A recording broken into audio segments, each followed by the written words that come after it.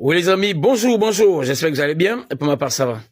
Excusez-moi, je suis un peu perturbé ces derniers temps par rapport aux révélations de ce capitaine qui a déserté l'armée camerounaise et qui fait des révélations très sales. Ça m'a affecté quand même. Voilà pourquoi je fais plus beaucoup de vidéos. Hier j'ai fait une seule et je l'ai posté à TikTok d'abord. Jusqu'à présent, ça n'a même pas 200 vues. Je crois que je suis à 194 vues. Mais la même vidéo, je l'ai postée à Facebook, je suis déjà plus de 18 000 vues.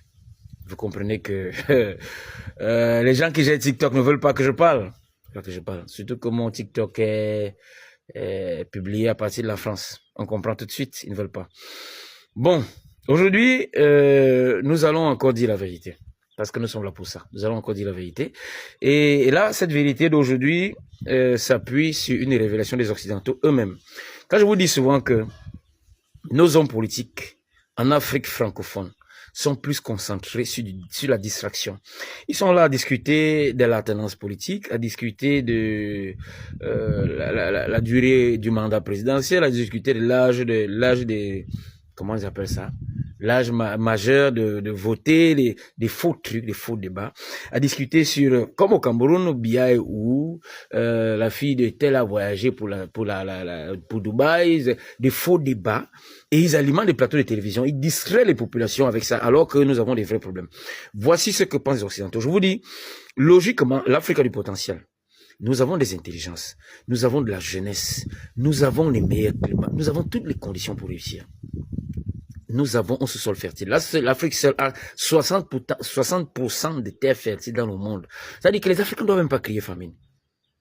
Mais nous avons été orientés vers des fausses pistes. Voici ce que pensent les Occidentaux. J'ai pris des notes, hein. Ça, c'est un abonné qui m'a envoyé ça. Nous allons essayer de comprendre. Voilà.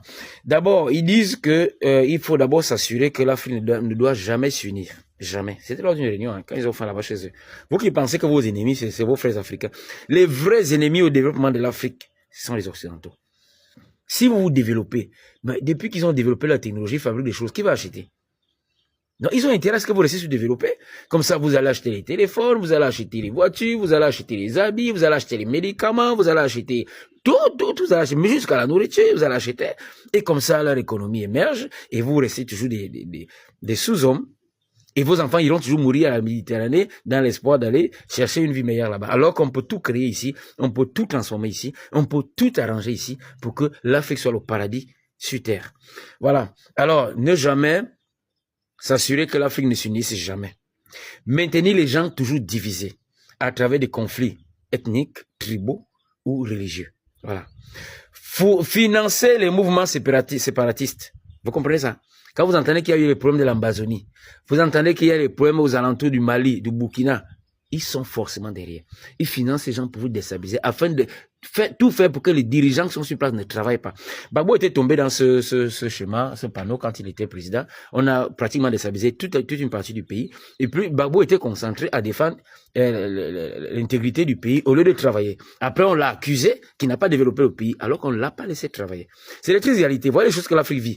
C'est la même chose qu'on vit dans le problème anglophone au Cameroun. Ils sont en train de dire que c'est Biya qui est la cause. Ils ne comprennent pas. Ils font même des marches en France, disant que Biya tue les gens à l'Amazonie. Ils ne comprennent pas ce qui se passe. Alors que c'est l'Occident qui est derrière ça. C'est l'Occident qui finance ces gens, les leaders séparatistes. Voilà la vérité qui sort. Donc, financer les mouvements séparatistes. Ça, c'est le premier volet. Ça concerne l'Union de l'Afrique. Ils sont contre. Voilà comme dans l'Union africaine, l'UA, ils sont infiltrés. Ils ont des partenaires dedans. Juste pour vous écouter, c'est des espions. S'ils voient qu'il y a parmi les présidents, il y a quelqu'un qui veut parler un peu de l'Union, là, on là-bas. Vous allez comprendre pourquoi le président Biya ne part presque pas dans ces trucs. Il ne part pas. Même quand il était encore bien fort, il ne partait pas. Parce que dans ces trucs, il y a des espions. Vous allez faire un discours. C'est ça qui a valu même encore la tête de Sankara. Quand vous partez faire un discours là-bas, ils sont là. Même parmi les présidents africains, il y en a qui vous trahissent. On a vu ça avec, quand vous entendez qu'il y avait eu la guerre des 6 jours, en Afrique du Nord, quand Israël était venu bombarder les pays arabes, là, il y avait un pion parmi les présidents arabes. Je ne peux pas donner son nom ici, c'est qui ça vont dire dans les commentaires. Un leader, un chef. Bon, je ne sais pas s'il était roi, je ne vais rien dire, mais c'est lui qui a vendu la mèche à Israël pour qu'Israël les surprenne et les contre-attaque. Il y a toujours un espion, même parmi les présidents africains quand il y a les unions. Donc, il y a ça. On dit encore installer les dirigeants qui servent les intérêts des étrangers.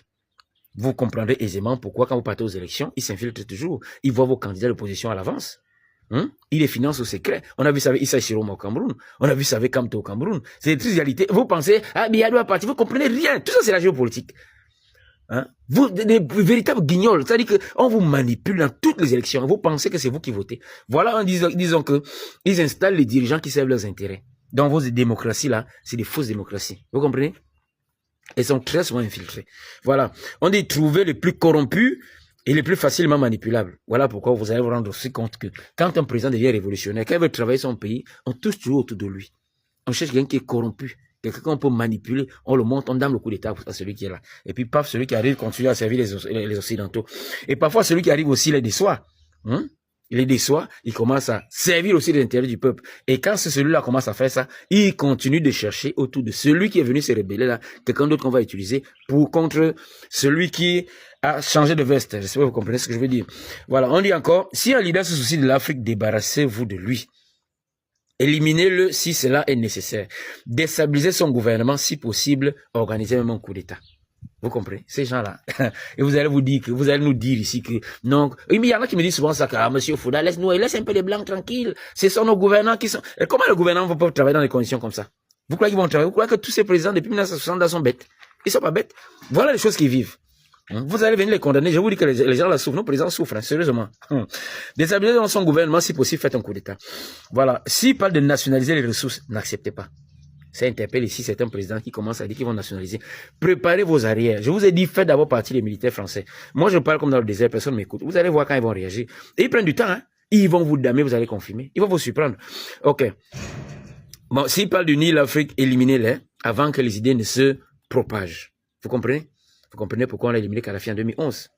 Vous comprenez pourquoi, après Gbagbo, après Kadhafi, c'est Biya qu'on devait éliminer parce que Biya avait accepté qu'il y a la banque que Kadhafi voulait créer en Afrique. Voilà pourquoi Maurice Kamto démissionne en 2011. Alors que Kadhafi est éliminé en 2011. Suivez mon regard en géopolitique. Est-ce que Kamto vous a expliqué pourquoi il a démissionné? Il n'a jamais expliqué. Si Sarkozy ne perdait pas les élections présidentielles en 2012, le président Biya ne serait pas resté au pouvoir. Kamto serait devenu président. Il y a eu une manipulation qui s'est passée quelque part là. Voilà, je ne vais pas être plus précis, vous allez comprendre. Alors on dit, laissez-les exploiter les matières premières, mais ne les laissez jamais les transformer sur place. Vous avez compris? Ça revient ici sur la mafia du FMI. Quand vous avez ici que le FMI est dans une mafia terrible.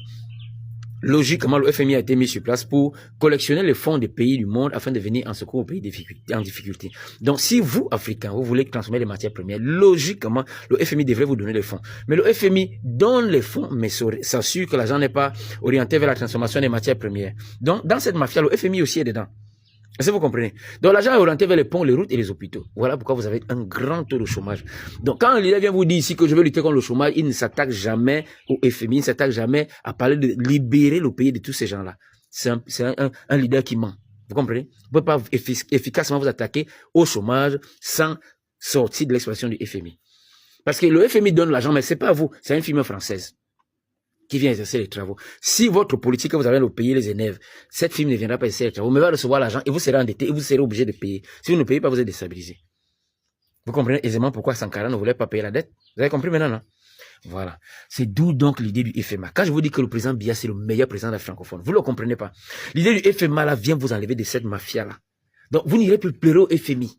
Désormais, si le FMA voit le jour, vous allez avoir les capitaux. Vous prenez directement au FMA, vous créez une société, vous luttez contre le chômage, vous transformez vos matières premières sur place, vous commencez vous aussi à fabriquer. Ça peut être des voitures, ça peut être des médicaments, ça peut être... Est-ce que vous comprenez? Le FMA, c'est un truc à protéger. Mais regardez au Cameroun, qui parle de ça? Quel homme politique comprend ça? Ils sont tous étourdis. Un jour politique, ils sont nuls, ils ne comprennent pas, Ça, c'est un projet. Et je vous dis, le FMA aussi viendra vous enlever du franc CFA. Voilà pourquoi vous voyez, il y a des déstabilisations au Cameroun ces derniers temps-là. Hein? Ils se battent. Biya est fort. Hein? Si Biya s'est retiré, si Biya était resté au Cameroun, c'est qu'il ne vit plus. Vous avez vu, Biya s'est retiré, c'est pour se protéger. C'est qu'il ne vit plus. Parce que l'Occident veut prendre ce truc.